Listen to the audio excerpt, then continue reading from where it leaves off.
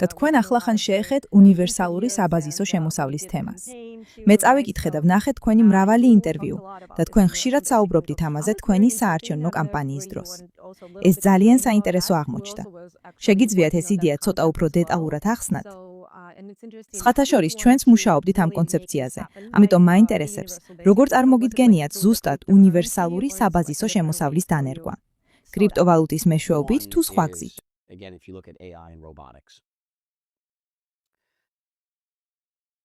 they are taking our jobs.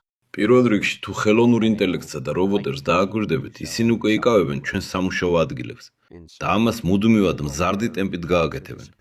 მაშ რა ვქნათ სამყაროში, სადაც სამუშაო ადგილები ქრება. ჩვენ მოგვიწევს სოციალური სისტემის ახალი ფორმის პოვნა.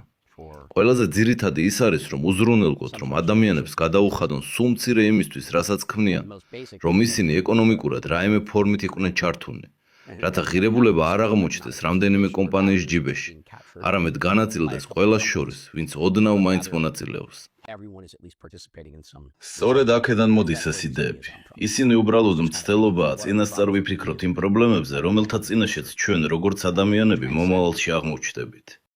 და ეს ეროვნულ საზღვრებს ცილდება. დიახ, მე ვსაუბრობ როგორც შტატებში მცხოვრები ამერიკელი. მაგრამ ეს არ არის კონკრეტული ერთი ქვეყნის პრობლემა. ეს არის გლობალური საკითხი.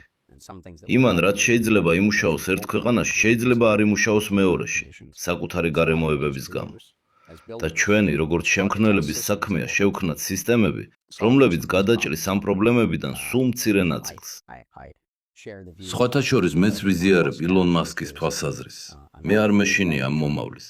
მე მჯერა, რომ ჩვენ შეგვიძლია შევქმნათ ისეთი უხვობით სავსე სამყარო, სადაც ყველა ბედნიერი იქნება. თუმცა ამის მისაღწევად სისტემების შექმნისას სწორი განზრახვები და სწორი არქიტექტურა უნდა დავისახოთ. ასე რომ შეიკარით უსაფრთხოების ხვედი. მომავალი მოდის და ის უფრო სწრაფად მოდის, ვიდრე ადამიანების უმეტესობას წარმოუდგენია. მადლობა, რომ წინასწარ ფიქრობთ ამაზე. ეს უაღრესად მნიშვნელოვანია. და ეს უკვე ჩვენი რეალობაა და მე მზად ვარ, ხვედები შევიკრა. მზად იქნებით, თუ არა, ის აუცილებლად მოვა. ეს ნამდვილად ასეა, მაგრამ უმჯობესია მოვემზადოთ. მომავალი აუცილებლად მოვა.